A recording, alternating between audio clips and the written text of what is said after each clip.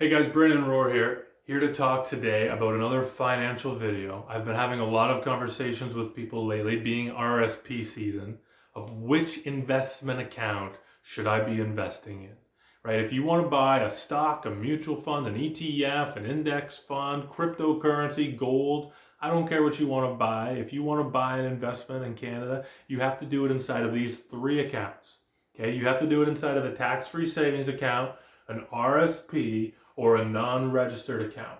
Most people have never heard of the non-registered account. I'm going to explain to you why you might use that account in the future. All right, I want to make this video as clear and concise as I can because it's important to understand this, right? The TFSA, the RSP, and the non-registered accounts, okay? Again, you have to use one of those accounts to invest in the market in Canada, and all they are umbrellas as to how the government taxes your money. Okay? If you want to buy Apple stock, for example, you can do it in the TFSA, you can do it in the RSP, and you can do it in the non-registered account. You can buy any type of investment that you want inside of any one of those accounts. The question is, how do you want your money to be taxed? And preferably you want all of it to not be taxed, but that's not an option. Okay? So that's all that those three accounts are. They're umbrellas that tell the government how to tax your money. So it's not so much a question of what to invest in. That's my job, to allocate the investments for you and to pick things depending on economic trends, right? But the question is really, how do you want your money to be taxed? There's advantages and there's disadvantages to all three of these accounts. Okay, so let's go through them real quick. Tax-free savings account. They started this account in 2009 and they didn't name it properly because they should have named it tax-free investment account, right? A tax-free savings account confuses people because they think of it as a savings account. It's not. It should not be used as a savings account. If you're using it as a savings account right now, like an emergency account or just some type of liquid account that's sitting there earning 0.3, 0.5 interest and you've got full access to it and it's not invested in anything, then take the money out of that account, because you're using up contribution room, okay? You should have a savings account that's an emergency and opportunity account. I talk about that in my Staircase to Wealth video that teaches you the steps on how to build wealth, all right? But if you're using a tax-free savings account, you're eating up your contribution room. A regular savings account at the bank will accomplish the same thing if you're just looking for a savings account and you're not using any contribution account or contribution room. So please stop using TFSAs as a liquid emergency account. That's not what they're for. Okay, you have $6,000 to contribute every year into a tax-free savings account. Like I said, they started in 2009. If you were at least 18 years of age in 2009, and all of that time that you didn't use a tax-free savings account, the contribution room rolls over. So if you don't use it, you've got 6,000, then 12,000, then 18,000 of contribution room. Again, if you were 18 in 2009 at least, then you've got about $81,000 you can contribute to that account if you've never used one. Contribution room is important to understand. You also have it in an RRSP. 18% of your income you can contribute to a registered retirement savings plan every year. If you have a pension, that's going to draw down your RSP contribution room because a pension and an RSP essentially are the same thing, okay? The non-registered account. The time you use a non-registered account is when your RSP contribution room is maxed out and your tax-free savings account contribution room is maxed out. If you've maxed out both of those accounts and you still want to invest more money in the market, you then use a non-registered account. A non-registered account is taxed on growth. So you buy Apple stock at $50 a share, it's now worth $60 a share. You pay capital gains tax on that growth. Inside of an RSP and a TFSA, we do not pay taxes on any growth whatsoever. All of the growth in an RSP is tax deferred, which means you pay tax when you take it out as income, and then TFSA is completely tax-free. So a TFSA, tax-free savings account, $6,000 a year contribution room, Okay, you can buy any mutual fund, any stock, any index fund, gold, cryptocurrency, I don't care. You can buy any of it inside of a TFSA, and you should be using it only as an investment account. If you have a TFSA, it should be invested in something, not sitting in cash. Okay, grows tax-free, withdraws tax-free. RSP, 18% of your annual income you can put into an RSP. All right, it also grows tax-free. The difference is it's taxed on withdrawal. Another big difference with a registered retirement savings plan is that when you put money in, the government gives you money to invest in that account. I don't think people understand how profound that is.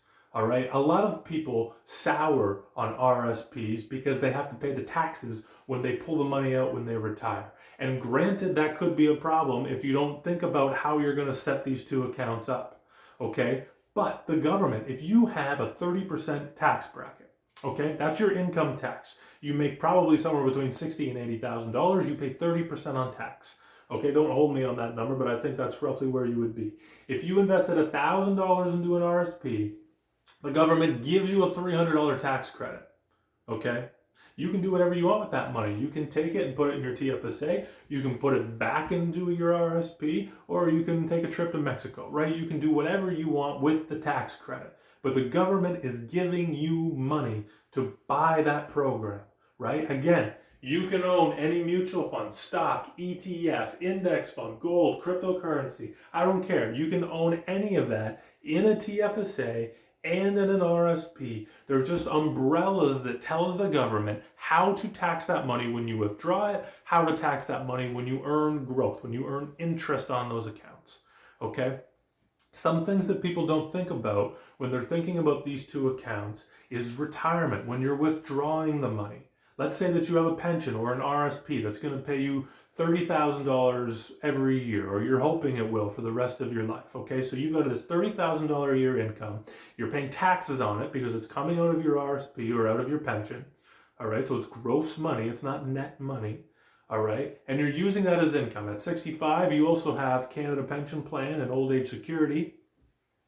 That'll be around $21,000 if you get the full benefit on both of those. So now our $30,000 from our RSP or pension plus our CPP and OAS is about $51,000 gross income. This is a complete made-up example. Let's say that's your taxable income at, say, 65 when you retire, $51,000. And so you're withdrawing that money and you're having a great time and you're happy with it, you're sustaining yourself, you're good with that income. And you've got a TFSA account over here that maybe, you started investing when you were 30 years old and you've got $250,000 in that account, all tax-free. People say, well, Brandon, why am I taking anything out of the RSP when it's taxed? I'll take it all out of the TFSA. The tax-free savings account in retirement should be the last money that you spend, and here's why. Because your RSP money is going to be taxable income. It's not a horrible thing to have taxable income. If you want to get any kind of lending, if you want to buy a cottage property with your siblings or by yourself, you're going to need financing probably, unless you can pay it in cash. Well, then go for it. But you're going to need financing, and you can't get financing if you don't show taxable income. So it's not a horrible thing to have taxable income. Okay, but let's say you're taking out that $55,000 a year and you want to buy a boat because you've never had a boat and you want to get out on the water and enjoy yourself.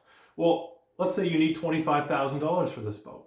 Are you going to take it out of the RSP and increase your $55,000 income, right, to now all of a sudden a $75,000, $80,000 income and pay more taxes and jump a tax bracket to take that money out? That would not be a good return on your investment for all that money you put into the RSP, right? That is when you would use a tax-free savings account in retirement, right? Because now you can take your $20K out of your tax-free savings account, buy the boat, and not increase your taxable income.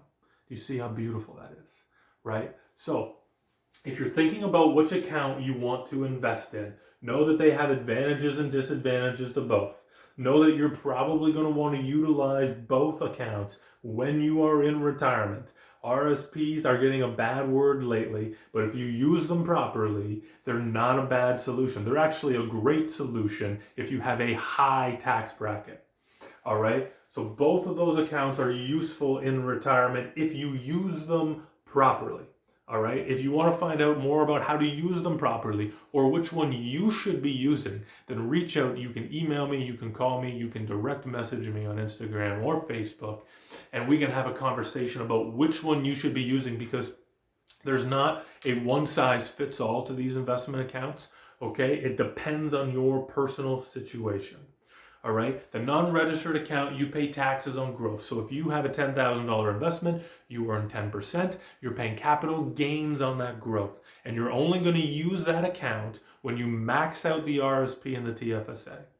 Okay. And the magic thing about the RSP and the TFSA, this is the last thing I'm going to say, is you get free compounded interest in those accounts. Have you ever heard of Albert Einstein talk about compounding interest is the eighth wonder of the world or the seventh wonder of the world, whatever it is? That's because it's so incredible when money grows exponentially on top of itself. It's hard to comprehend how much money can actually grow. Okay, so the RSP and the TFSA both utilize that. You get to grow tax-free. If you buy a non-registered account or you buy an additional real estate property, for example, you will be taxed on the growth of that property. Okay, and people say, well, I'll use my capital gains exemption only if you're incorporated, not if you do it personally. You'll pay taxes on that growth. Okay, here is an extremely important point to bring this home. Okay. There are only 3 things that you can invest in that will have tax-free growth so that you can take advantage of compounding interest.